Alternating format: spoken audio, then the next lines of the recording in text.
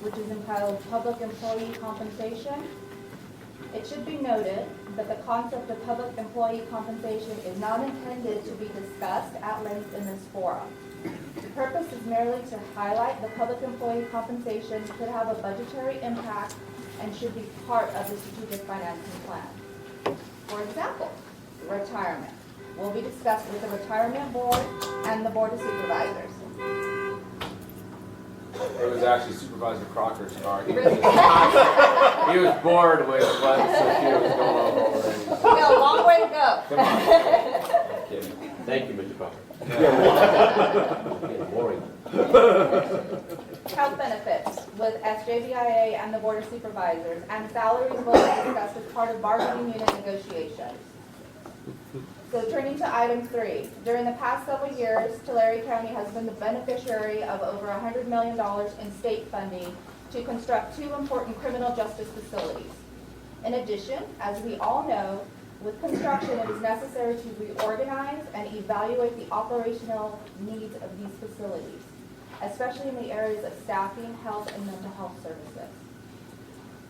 I would say, to their great credit, the Sheriff Department and Health and Human Services agencies has provided us with valuable information regarding these matters, and we will be bringing this item to the committee in the future. As for item 4, the board has embraced economic development as being part of an important public policy for this county. It is essential that the transportation improvements and wastewater and water infrastructure be built to make economic development thrive. If they cannot flush the toilets or run water, they're not going to want to be here. So economic development needs to be successful in our business plan. In this regard, the Resource Management Agency and Health and Human Services agencies have presented numerous items focusing on this topic. We'll be presenting this information to the committee to evaluate funding availability and how these dollars will be spent.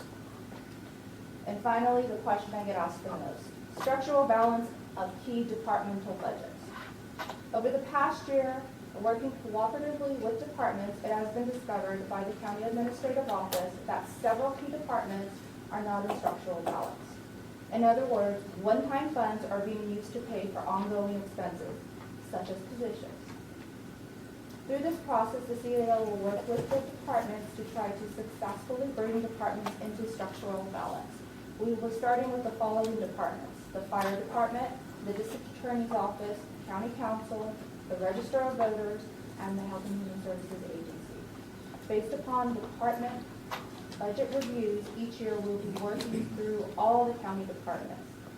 This kind of concludes my brief overview of the outline of the strategic financing plan.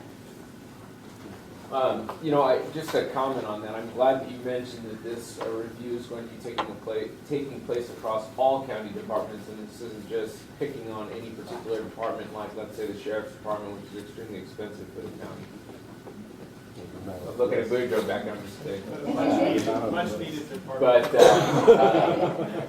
it was a joke. But I'll take more services in District 1 if District 2 doesn't want it. It's very appropriate that we analyze all departments and not just focus on just a few. So that's good to hear. Any additional questions or comments from committee members? Just could you repeat the last, the departments that are out of structural, the last point? Structural balance. Yeah. The Fire Department, the District Attorney's Office, County Council, Register. Oh, it's there. Yes. I should read. Okay. Thank you. Thank you, I appreciate that. Any additional questions or comments? Well, I want to just say that, first I very much appreciate this effort, because I think it has great significance going forward in our county. But I want to challenge one assumption that Mike made about I don't know if you use the term accelerated, but as you look down the road of greatly increasing revenues to match expenditures. And the reason I say we need to challenge that, and that goes back to this analysis, as we analyze how we operate, how we do things, it doesn't always equate to more bodies, more expenses. In many cases, we find that there are different solutions that come from IT or efficiencies or evaluation of how we do things. And at the end of the day, we may find we can do more with less. And I realize you've heard that before and you'll be hearing it in the future, but I believe that that is a factor of life. We deal in a situation like just taking retirement as an example. You know, we have a retirement unfunded liability that has to be handled.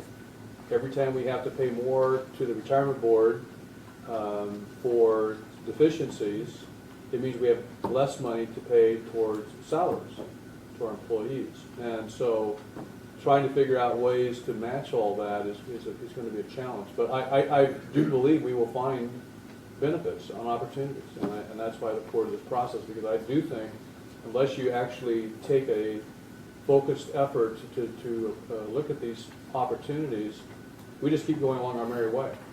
And we have to be very strategic about how we use public funds to provide the utmost services to our public. And that process is never ending. It goes on and on. We always find new opportunities to make things better. And I believe this group could do it, because I've seen you do it. I've seen you be able to take less money and do more things with that. And I think, you know, that's the world we live in today. And government is going to find resources are going to become extremely difficult to get. When the state budget just passed the largest tax increase in the history of the state, and I'm not saying we don't say, yay, we need more road money, we certainly do, but there's only so much money out there to capture from people. And at some point, people say they vote with their feet. They leave California, they go someplace else. Their jobs go someplace else. So we want to create the other California, and I think I really appreciate our CAO's approach here about economic development. We're open for business in Florida County. We want business to come to our county and thrive and generate the revenues that we will need to meet the services of our public. So thank you all for being here. I think it's going to be a wild ride. Hang on. Supervisor Worthley, firstly, thank you for those comments. Your comments are very well taken, and they have the strong support of this office, because you put on the table the issue of what happens if the growth in revenue does not occur. We need to do something strategic, proactive, in a common sense way to address the operations of the departments. So, very well said. Thank you. I'd just like to add that, you know, I'm very happy to see that we have such a large turnout today. I really wasn't anticipating that, but I think I know we have a majority of our department heads or departments represented today. I think this is probably, from my standpoint, one of the most impactful, or at least has some of the most impact committees that the county has.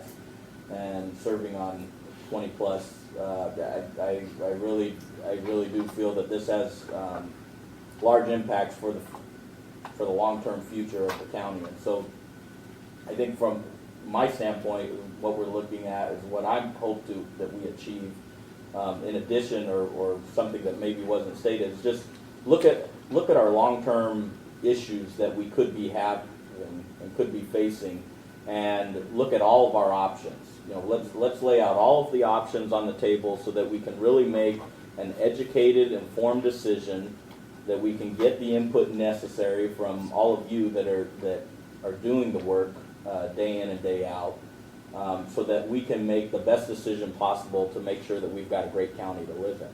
And that's really what I'm looking forward to. And I think that we all know that we have some tremendous challenges that are facing us in the future, and that are facing us today, but they only grow as time moves forward. So that's, I think for the chairman and the CAO to put this forward, I'm very pleased with this. I think this is a great initiative and a great start, and hopefully this is not hopefully this is a good process where we can really kind of dig deep and figure out what's the best way to move forward. We can think about it from a strategic standpoint, that we're not just making decisions on a whim, that it can be very well thought out, that we have time, that we're taking the opportunity to figure out what is the best solution. We're not just doing something willy-nilly, I suppose. So Thank you.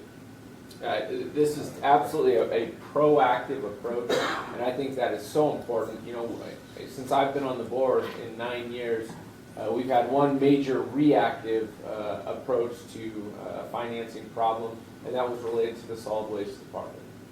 We were immediately posed with a situation where we found out the solid waste department was not doing as well as we had thought it was doing. And so we had to react to that, and fortunately, we've been able to turn that department around, and it is in a very good financial position, and thank you to our staff and department head for making that happen.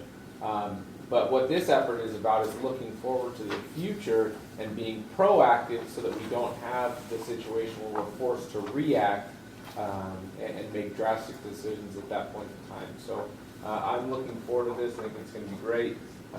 Appreciate that outline and overview, and I think that's going to really hit those issues that are needing to be addressed on a proactive basis. So, any questions or comments from anyone to that? Okay. Seeing none, we will move on to item B, which is public employee compensation. Sophia? Item B. Did you kind of cover all of them? Okay, all right. Well, that's fine, then we took all those at the same time. Then we will go on to item number 4, which is the Financial Services Office. Item A, Framework for Analysis. And B, if you'd like to do that too at the same I time. can read it again. I do have it typed up. Item 4, Financial Services Office. I have another attachment. I will be referring to that one if you guys would like to follow along. So if we turn to that attachment, I'll go through the elements for framework of analysis. And so for A, for public policy consideration, in connection with the proposed framework for analysis, the first question is whether as a matter of public policy, the board should consider taking into action to change the financial services department from elected to an appointed office. That is the question.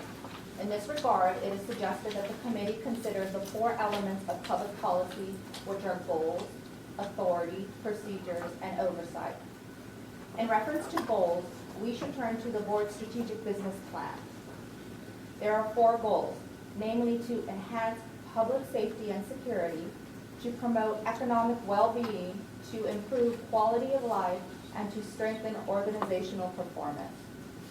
One goal that is readily apparent to this discussion is to improve the organizational performance.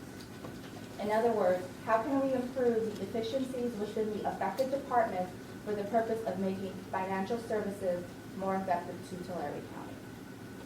As a suggestion, the committee may want to consider going beyond organizational performance by considering how the improved effectiveness of the financial services can benefit public safety and security, economic well-being, and quality of life.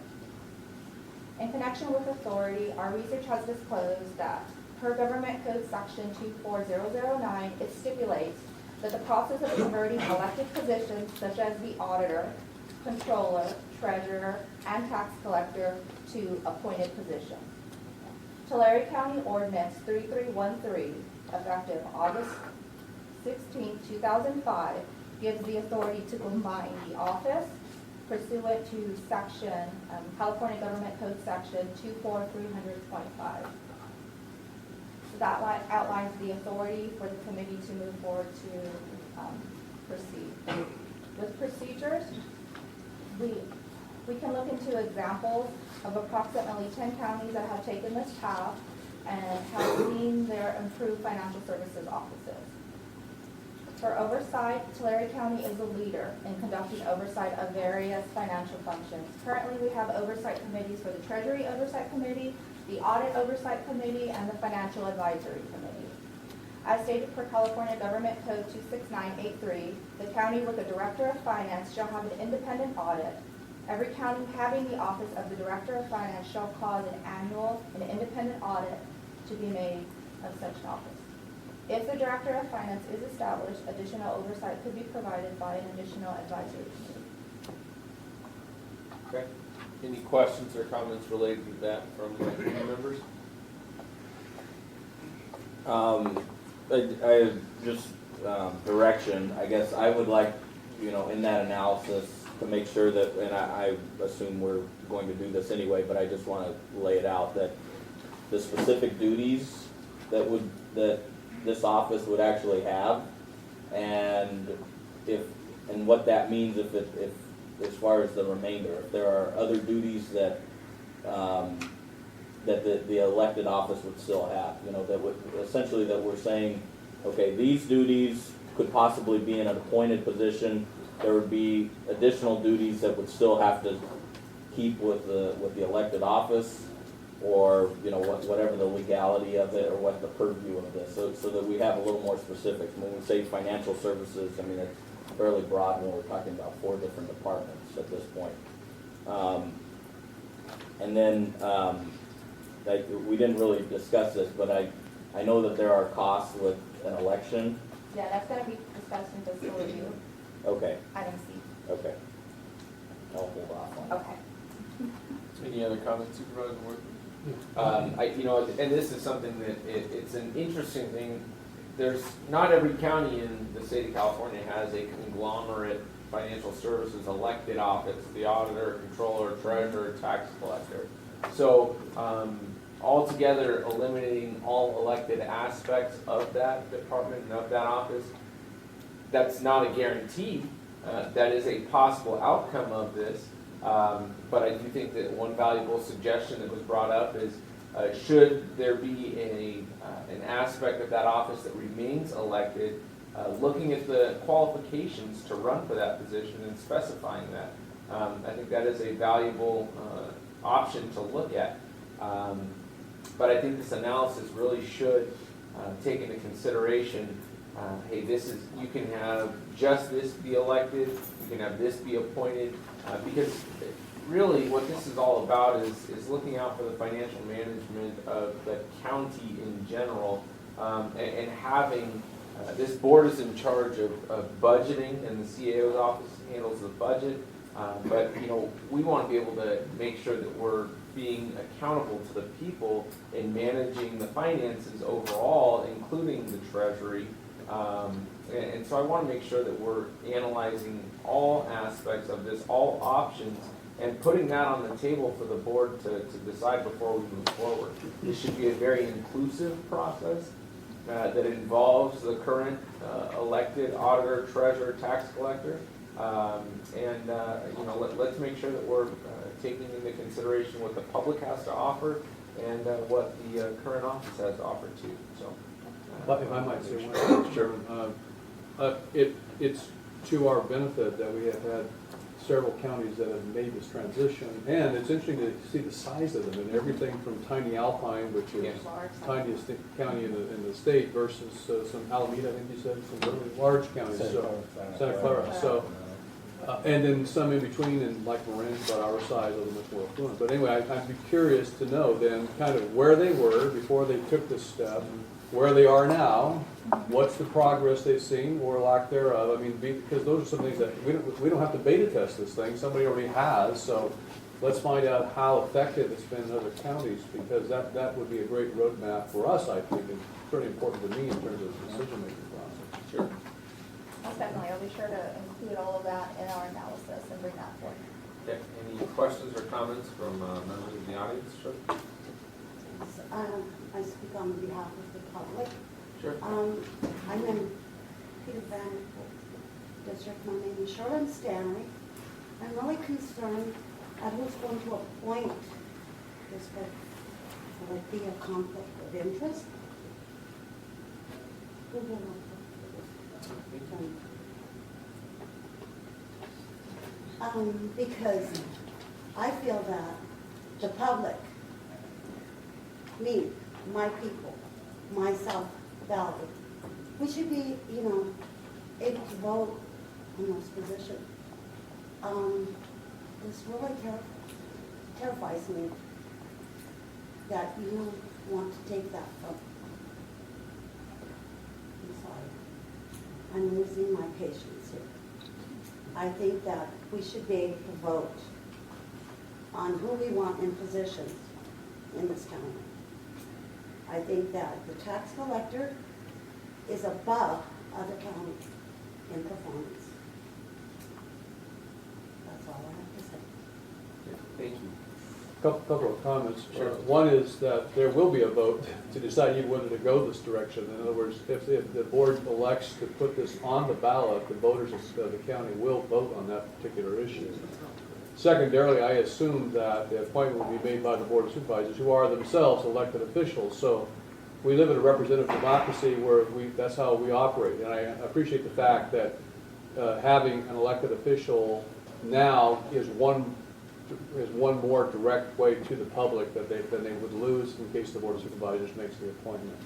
But like I said, this will be put on the ballot if we go forward with it. At what cost?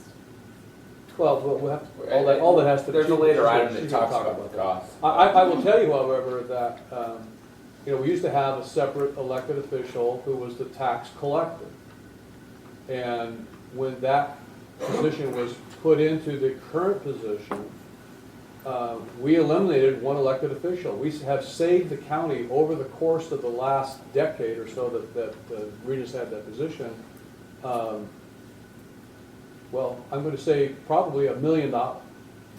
So I mean, consolidation can also mean savings back to the county in terms of operations. So elected officials, now a little different for us. I think most of our elected officials are working people.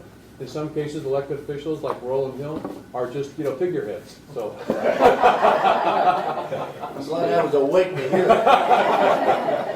And so my point being that sometimes you do have elected officials who have the position, but they're not necessarily actively doing services, and so then they hire people to do that for them. I'm not saying that's our case in Collier County, but I'm just saying that can't happen. Once a person's elected to office, they can choose to run their office the way they want to run their office. So if they want to go out and play golf every day, they can do that.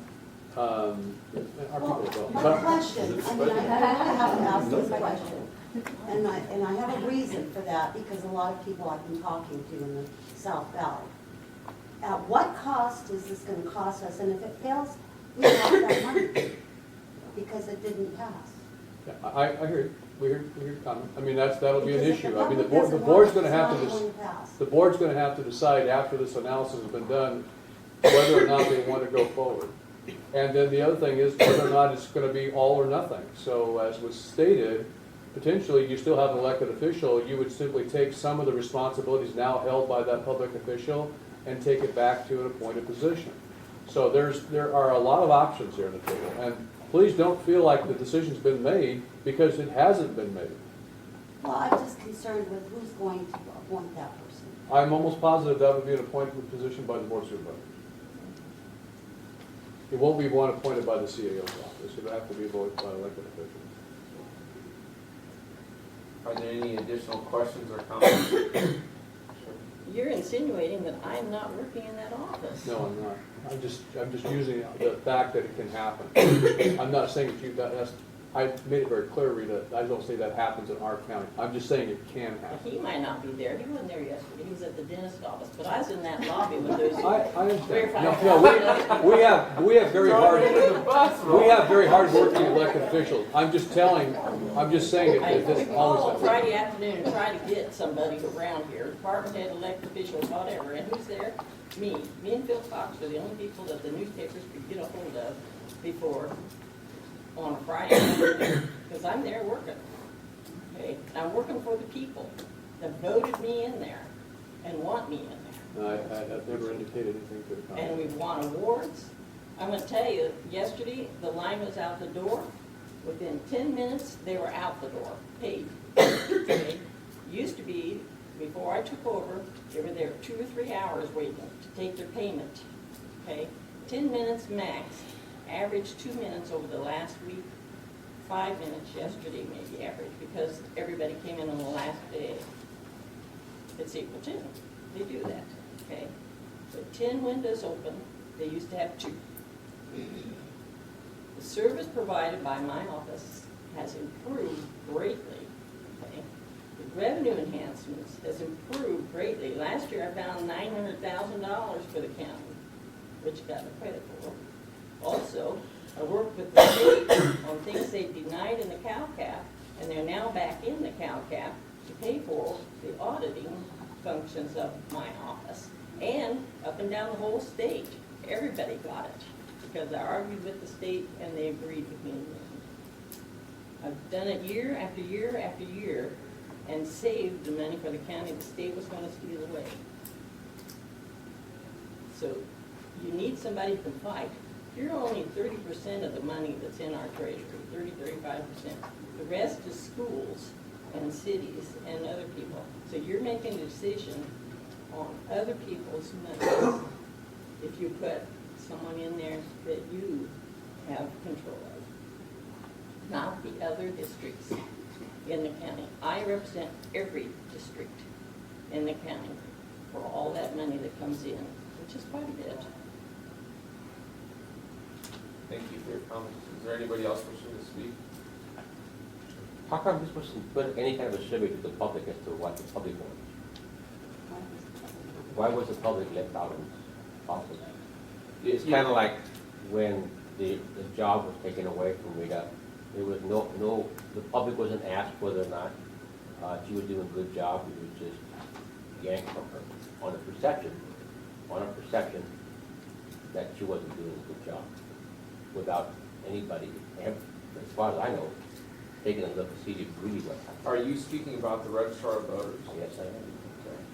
Well, there are internal issues that we probably are not able to discuss because of the HR rules, but there have been situations where within the department, the county has had issues over this last year regarding employees filing grievances against that department.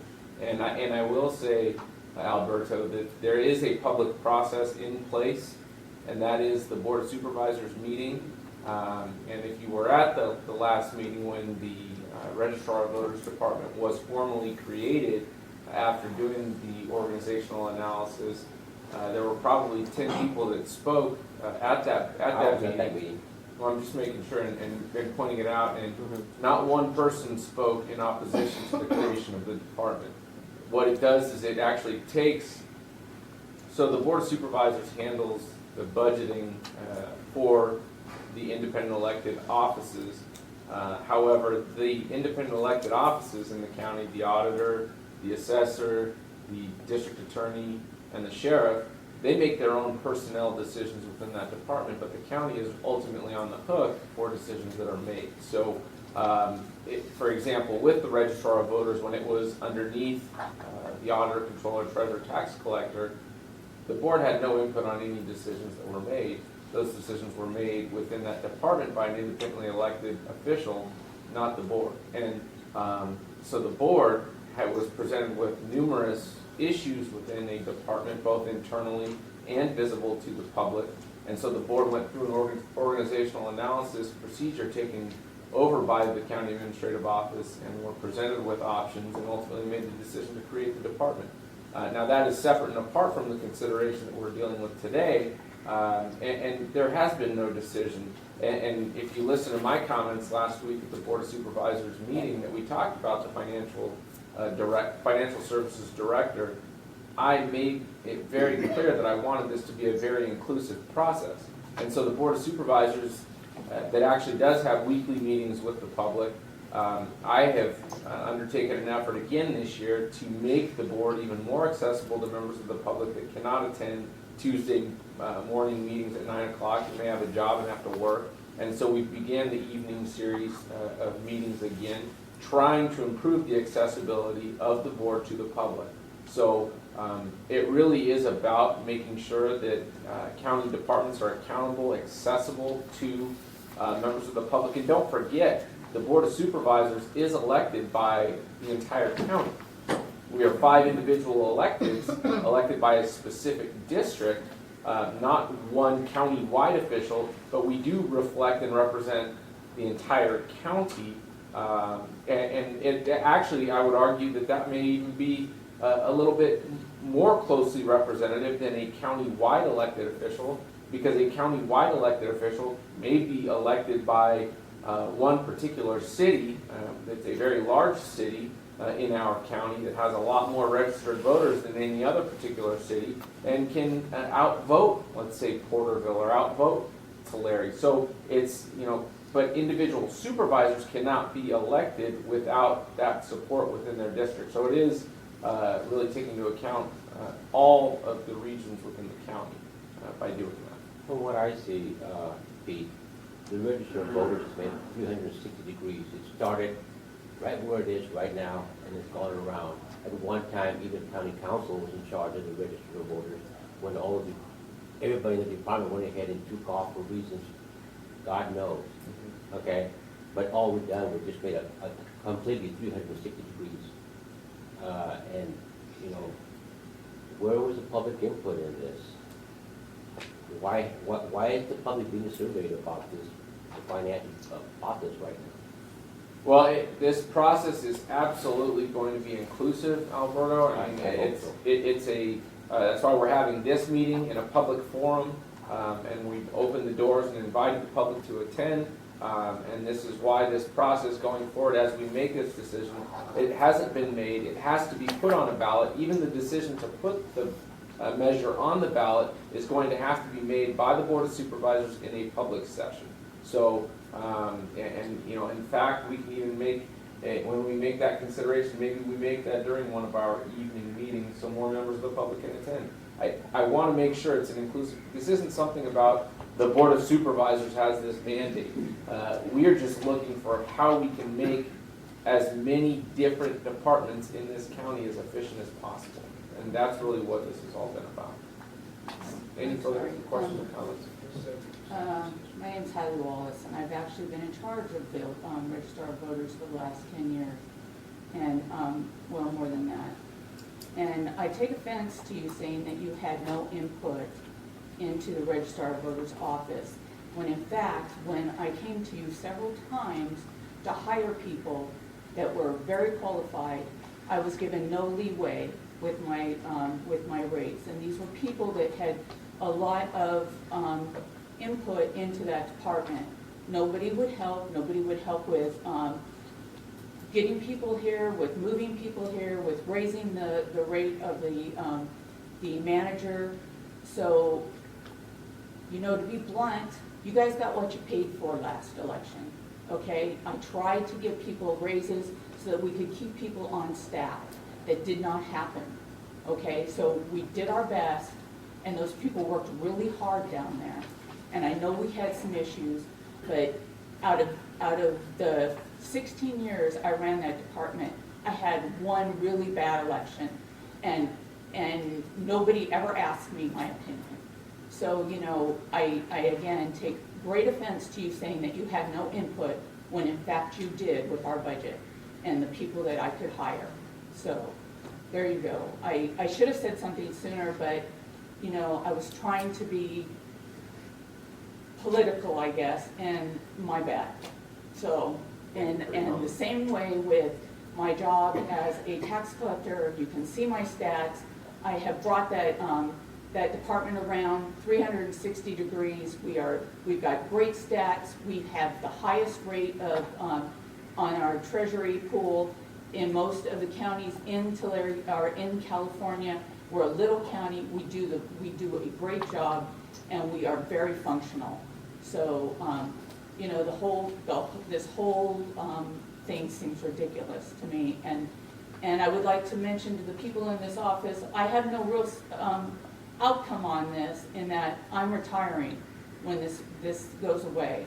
So my only concern is that somebody is put into place that's going to continue what I have started, and I'm very proud of. So, there you go. Thank you. I just wanted to, and that was my reason for saying I think it's important to go back and look at these counties that made this change, and that is, where did they begin from? So, I mean, if they were struggling in terms of their operations, and for whatever reason they thought this would be the best option, I mean, we may look and evaluate where we are today and decide, this is working really well. We don't really need to change this. But I think that's the idea of doing this analysis. And I mean, I want to make it very clear. I, as supervisor, have no preconceived idea about this situation. None. I have no preconceived idea that we're just going through a process, the outcome has already been decided.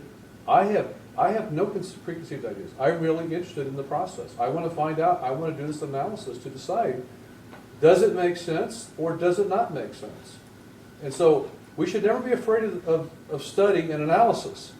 That's about getting to the truth of things. That's all we were talking about. We want to get to the truth of things. When we get to the truth of things, we will make a decision. But no decisions have been made as of this point in time, none.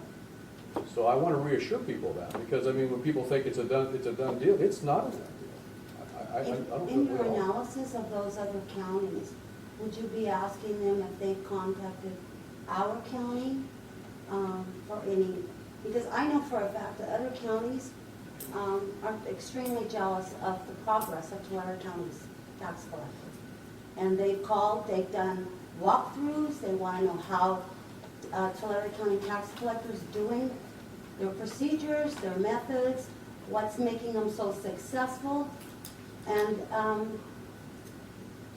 San Bernardino actually is wanting to mold all their process after the County of Tulare tax collector's office. So when you're doing this analysis and you're asking these other counties questions, can you include those questions? Thank you. You brought up grievances were filed, okay? In the 12 years I've been the auditor before the Treasurer Tax Levy, I've had 2 times when grievances were filed, okay? And both times, they were when we were working on reprimanding employees for things they've done wrong. I would probably, the sheriff's office gets 2 every week. He does. You're getting on. You're getting on. You know, that's not something to bring up. No, hey, you're the one who wanted to dive into it. I'm not, this isn't a personal attack. This is looking Sure at looks like options. You can take it however you want, Rita. This is not, it's very not a personal personal to me. attack, and that's Very fine. personal to me. I am the elected official. This isn't the time or place to have an argument. So, you know, you can take that perception and that's fine, but this is not, I'm telling you from my perspective, this is absolutely not about this. This is a part of the procedure to evaluate and analyze all possible options that are available to the county. That's all that this is. So, that's all I have. I just want to go on record, Pete. I, Alberto Aguilar, I'm here as a private citizen. Okay. Thank you. Okay, great. Thank you for clarifying that. All right, seeing that concluded, we'll move forward to you. Did you take care of item B as well? Or do you want to go Item to B, that? it's Okay. really short, and then Go it ahead. goes on into the fiscal review. Sure. So for item B, organizational analysis, recently the CAO's office conducted an organizational analysis for the Register of Voters that was brought forth to the board on March 20th, 2017. We're going to be following that same approach where we'll be addressing the structure, the process, the budget and finance, and the personnel and other resources available for the proposed financial audit, and then bringing that forth to the committee. So I just wanted to outline that that's the same format that we'll be looking at. Is there any comments on that? Or? Questions or comments? No estimate?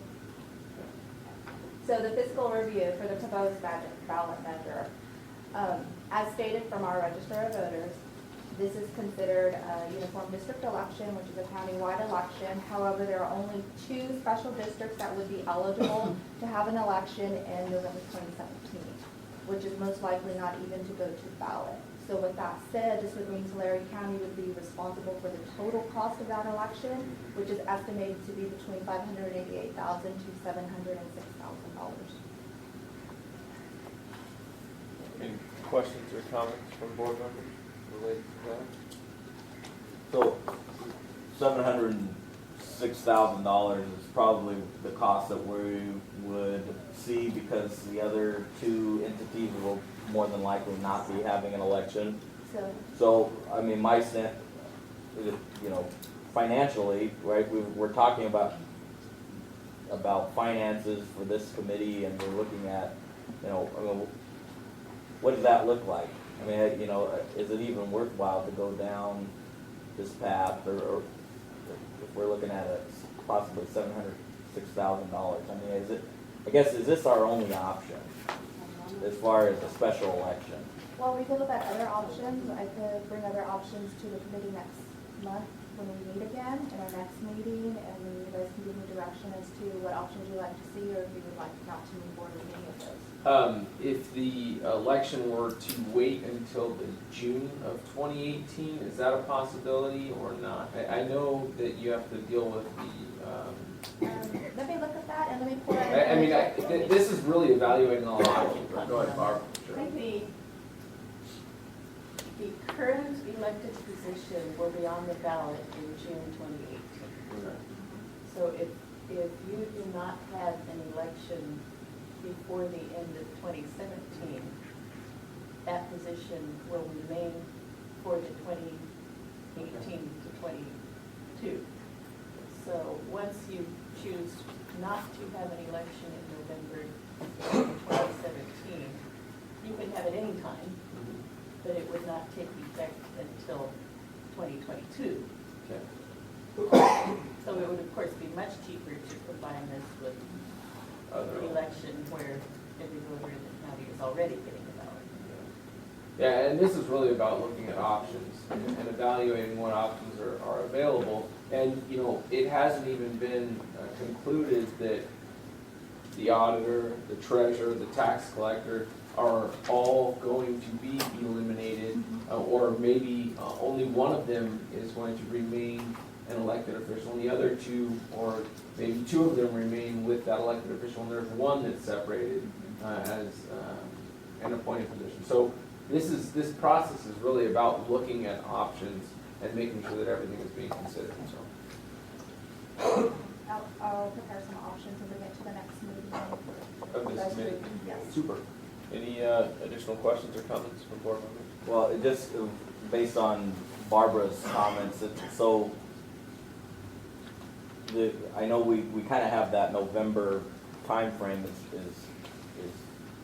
kind of what we're looking at, but really, whether it's with that, assuming that we would bear all the brunt of the cost of an election, of a countywide election, at that point in time, it really wouldn't matter if it was for November or if it was December or January or February, assuming we'd still have to fit the time frame of we'd have to know the results prior to a filing period or something as far as for the elected Right, position. that's why Or October. November was kind of the latest, it could be before that, November was kind of the latest date that you could feel comfortable that the results of the election would be certified before the elections office needs to know what offices are on the ballot in June of 2018. Any additional comments? Okay. Seeing none, we'll move on to item number 5, which is budget book. Well, Yeah, I'm gonna go. it's actually, okay, so are you gonna go, yeah, if you would like to, I'm sorry, I thought that was already Well, part of the item. After our discussion, yes, the November 2017 ballot item, which is attached. So option A, which is the top option, is to file the paperwork to elections 120 days before the election date, which means the paperwork would have to be filed by July 10, 2017. Option B is actually filing the paperwork 88 days before the election date, which would be filing the paperwork August 11th. Now, this is if we're looking at the election date being November 7, 2017, which we just kind of had a little bit of a different conversation in regards to. I was going to move forward and kind of time everything based on option A, based on the information I have, unless the committee sees differently.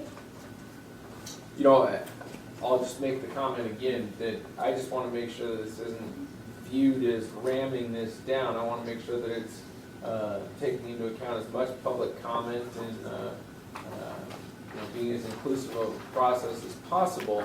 And if we do analysis and find that this is not what we want to do. I want to make sure that we've given plenty of opportunities to members of the public and to doing the due diligence that Supervisor Worthley had mentioned about talking to other counties that have made this decision to make sure that we're fully aware. So I don't want to rush it for convenience sake. I'd rather have us take our time and push as much as possible to the latest deadline to be as inclusive as we can be. Sure. Your comment? Paul St. Victor, I work for the auditor's office. Yeah, I just had a question about the, are there any perceived benefits at this point? And if so, do you guys have any that you see as a perceived benefit that you state those at this time? Sure. Anybody want to comment on that? Yes, I can. As outlined, the board's adopted a strategic business plan with 4 goals. One of them is organizational performance. That's readily apparent, that's obvious, if you will, how to improve the efficiencies, the effectiveness of any organization. The challenge, though, is that we have 3 other goals. Enhance public safety and security, promote economic well-being, and improve quality of life, which at this juncture is how do we improve the wastewater and stormwater systems, which have been challenged over the years. The question is this: how can the financial services departments step outside of a box and promote those 3 goals? Those are material benefits that can be conferred on the residents of Tarrant County. I'm sorry if I misunderstanding, but so you're saying that the perceived benefit of this venture is giving more value to the voter, more value to the people by giving them what? I'm not following. Okay. A strategic business plan, are you familiar with the strategic business Yes. plan? Do you know the 4 goals that have been adopted by the county? Yes. Okay. The question is whether the financial services can assist in bringing about the achievement of those goals. And I guess the question is pretty simple. How does an appointed person accomplish those goals in a better way than the elected? I think that's the question that needs to be answered, because if you're already looking at a possibly $700,000 cause, what is the perceived benefit that would continue you even on this trajectory? That will be the subject of the analysis. You've articulated, we were transparent in articulating the cost in order to do this. So then we have to analyze what would be benefits to do that. 10 counties have, to some extent, in some way, taken this path. We're going to take a look at those 10 counties. So it's unknown. So all the way from the a small. perceived benefit is unknown. This is a kickoff meeting. It's not the end of the analysis. We're being given direction to begin the analysis. Any comments or questions? So for the timeline, I guess, the last day to receive the report, whether we're looking at option A or option B, is that the last day that the committee would receive the report, or where it would actually be finished, the 3rd line? That's actually the day that would be brought to the Board of Supervisors. Okay, so I guess my question would be if, I would think that the committee should receive the analysis prior to going to the board. Yes. Okay, yes, and that was the intention, I just didn't outline that Okay. in this timeframe. Might be a draft one. I was more focusing on Right. when I actually had to go to the Board of Supervisors and when each of the ordinance needed to be read. Okay. Well, one of the questions, if you will, for this committee to consider is really what appears to be a preference in terms of the timeline. You've got 2 timelines in effect. Option A says file the paperwork with the elections or registrar July 10th. Option B says August 11th. If we go with option A, we should get to the board by May 23rd. If we go with option B, we should get to the board with the analysis or the question of whether we should proceed July 4th. So there is a difference. Yeah, I think I agree with what Pete said. I heard him correctly. I prefer the later date because it goes gives us more time. That May date is right around the corner. Correct. And Yes, it so is. giving us more time to do the analysis is critical to my way of thinking. I mean, we don't want to go half-cocked on this thing. I want to be very confident in the information that we have and the public's input and all that sort of thing. And pushing it out gives us, gives us that opportunity. And I guess I'm also looking at, given the cost of something like this, I mean, again, it goes to the question of how great a benefit would it have to be in order to incur that kind of a cost. It'd have to be very great. So I also want us to look at, I know in many cases, the Board of Supervisors has given additional responsibilities to elected officials. So what is the ability of the Board of Supervisors to take back responsibilities that have been given elected officials without getting rid of the elected official? The elected official still has other responsibilities, but just as, Rita didn't run initially to be the registrar of voters, it was given to her at a later time by the Board of Supervisors. What are the other situations?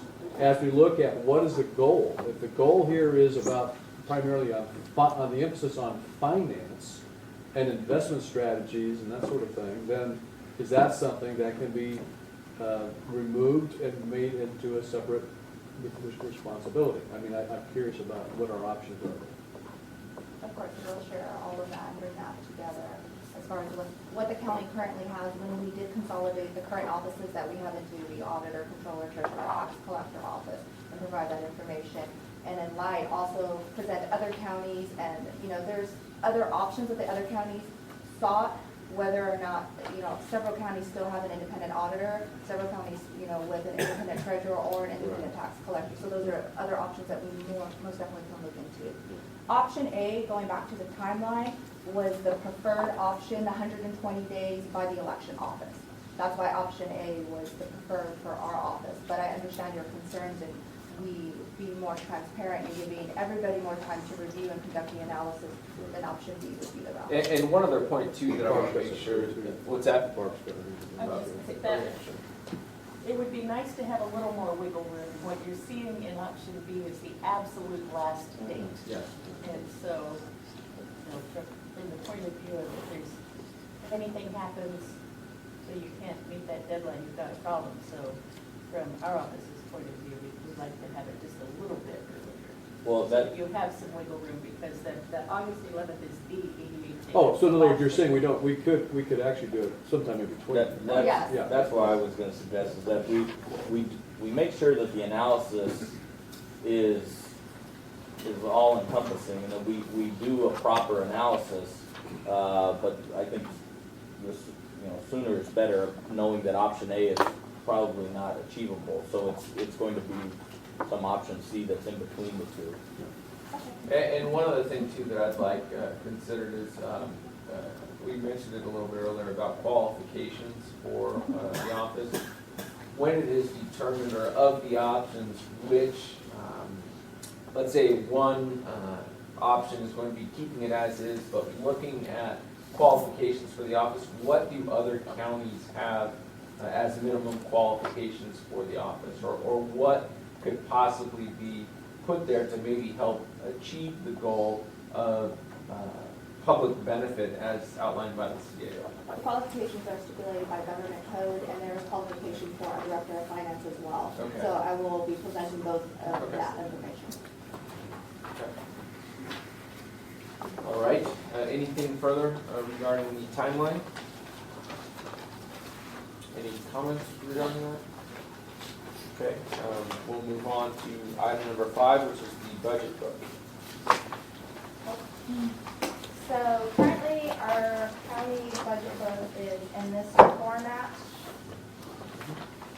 And I am requesting that we go back to a portrait format to make it more readable, user-friendly, and easier to kind of thumb through and shelf, by the way. Yeah, sure.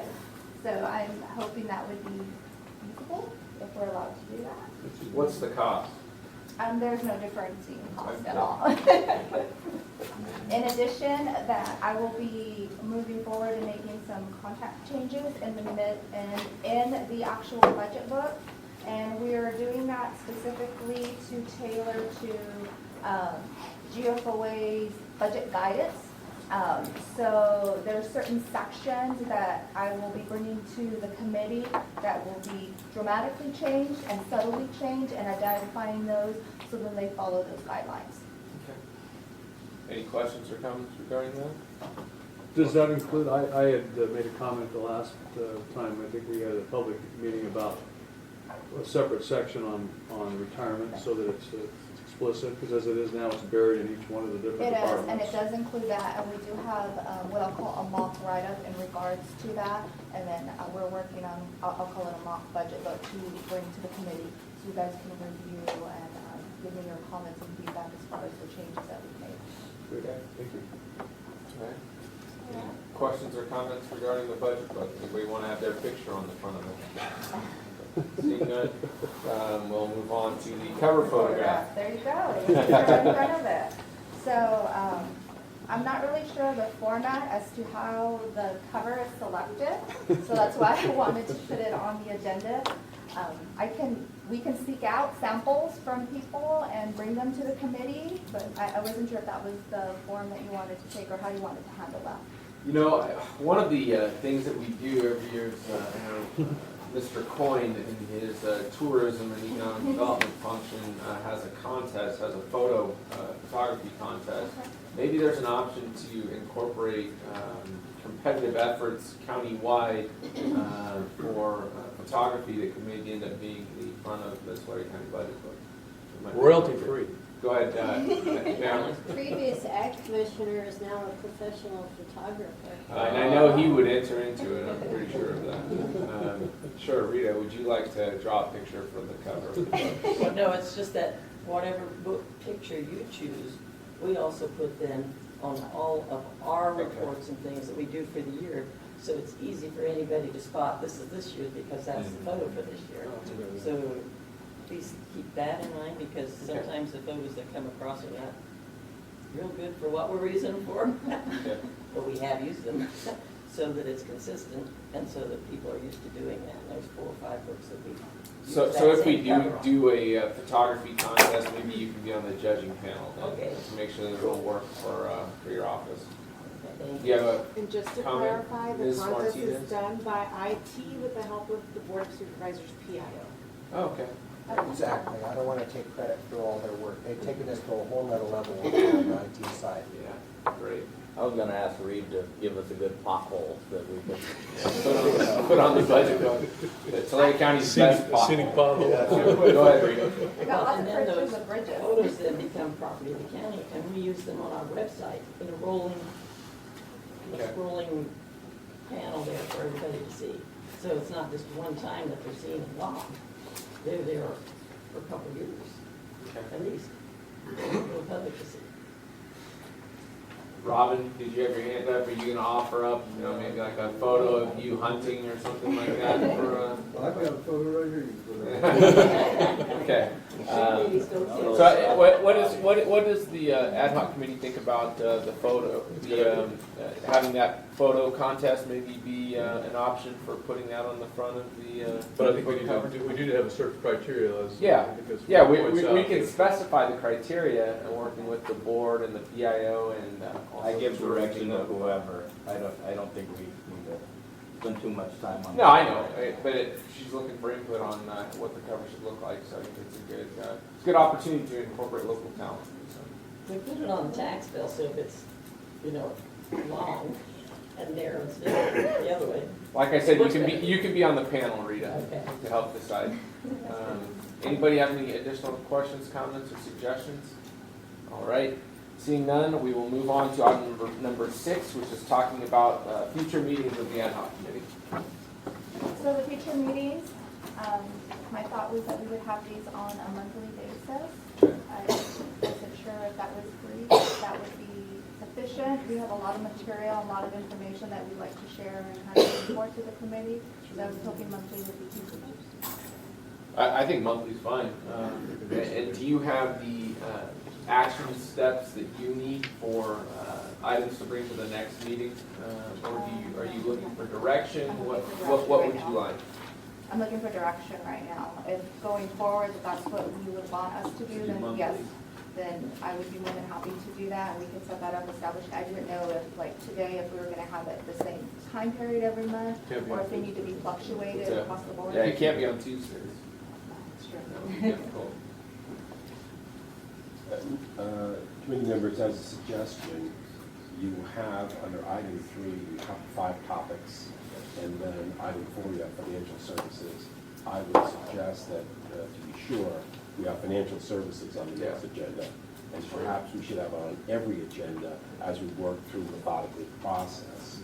And then, carrying back to item 3, you have a pecking order, if you will, from B through E. And may I say, with regard to public employee compensation, we do have a forum for salaries, that's handled through negotiations. We don't really intend to be bringing any specific information to this body. With regard to health benefits, we also have another body, that's an SJDIA, working with the Board of Supervisors, so we don't intend to be bringing very specific information here, but just we wanted to put it on the radar screen that as we look forward in terms of our strategic financial needs, those are 2 items that should be considered. And then with regard to retirement, yes, there is another forum to Sarah working with the Board of Supervisors, but if it's the committee's will, we could bring more specific information with regard to that item to this committee.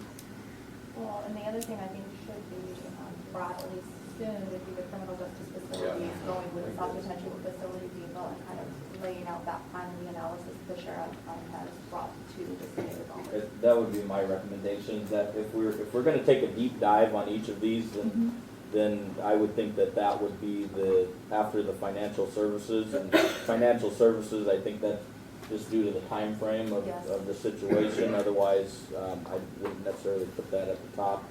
But criminal justice, public safety facilities, but I'd like to do a deep dive on that first. So maybe what we do then is take just those 2 subjects because of time sensitivity and have that be our entire agenda for the next ad hoc committee meeting, and really dive into the financial services office item, and then secondly, and not any less important, but diving into the criminal justice facilities item. And if it takes more than 1 meeting to really get into it, that would be appropriate. We can move that on. It should, as a suggestion, we have 2 topics. One where we really drill down, and then we introduce another topic. So we keep it moving, if you will, so that the following meeting, we can drill down on the second topic. So then you want a real drill down for the financial services office, and Yeah. then more of an Introduction introduction for the and criminal overview. justice facility. And that's an opportunity to hear from the departments as well, if any of these specific items do touch any of the issues affecting the departments. Well, and just for all the departments, I would hope that the departments do present and speak up, and, so that we have input. I mean, we're not operating in a vacuum here, so. A public vacuum. Correct. Yeah, sure. Mr. Sheriff? Yeah, just a quick question. As you bring that up in the next ad hoc, are you wanting just comments from the sheriff's office, or you want more of a presentation? For example, I've provided the 5-year phasing outlook plan. However, that's a living organism. Is that what you're suggesting within the next ad hoc? You know, what I would think is maybe at the next ad hoc committee, we would really focus, item 1 on the agenda would be going into the financial services, and that's gonna take the bulk of the meeting. And then item 2 would be probably maybe that living, breathing document, just as an overview and setting the stage for the real drill down at the following meeting. And maybe that's the way we wanna do this. And then at the following meeting, let's say in June, it would be a very in-depth analysis of the criminal justice facilities, and then we can introduce the following subject that we're really going to dive into there too. Because we're prepared to have anything we need in this very next meeting. Okay. We haven't had it. Yeah, I would think that we're identifying that there's an issue, there's a potential issue, right? And so that the issue would be staffing, and how do we fund fully staffed jails, right? That's kind of the elephant in the room. And so if that's the case, then we're identifying a problem to begin with. And then the second step are, okay, what are options to look at addressing that issue? So we're identifying it, we're talking about it, you know, making sure that we have it all on point, and then the second stage would be, okay, what are the options to address that? If that makes sense, Sheriff. No, I fully understand it. We've been taking bites out of this white elephant for the last few years. We have a strategic plan put in place, and so my question is, before the next ad hoc, do you want that specifically drilled down surgically, or would that be the following? That would be the following, in my opinion. Any thoughts, Worthy? No. Any additional questions or comments? The next one would be, should we decide on the date for the next meeting, because we do have a couple of trips in May, so we have a limited opportunity for the board members. Sure, let's go out and look at the calendar. May 9th, it's a Tuesday, but it's an evening board meeting. Yeah, that's true, we can do that at 10 a.m. You wanna do that? Perfect, yeah. Okay.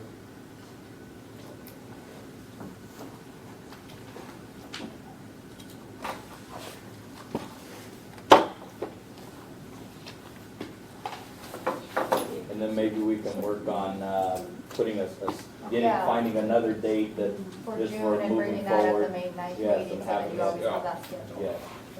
And then we might also, because that is, I think that is it in June or July that we have the evening meeting in Visalia? June 6th. June 6th, okay. So maybe that's the target that, I'll tie it if, to the. if we're gonna look at, Just have to have a few more evening meetings. No. as we dive down into this, we should target the June 6th meeting for, if a decision is going to be brought to the Board of Supervisors for formal action related to And you're talking about the financial Director of services. Finance. Yes. So that might, if that does go to that point, but we're gonna discover that at the next ad hoc meeting, whether or not it will be recommended to the board, but just for planning purposes, looking out. Thank you for that, that's very helpful. Okay, any additional questions or comments from members of the public that are here? Okay, seeing none, we will move on to Supervisor Worthley's favorite item on the agenda. That's item 7, and that's adjournment. Thank you for attending today's ad hoc committee meeting, and thank you for staying awake, Mr. Roland Hill, during the most of the meeting. I surprised myself. Great to see that. Thank you for attending, everyone. Have a great day.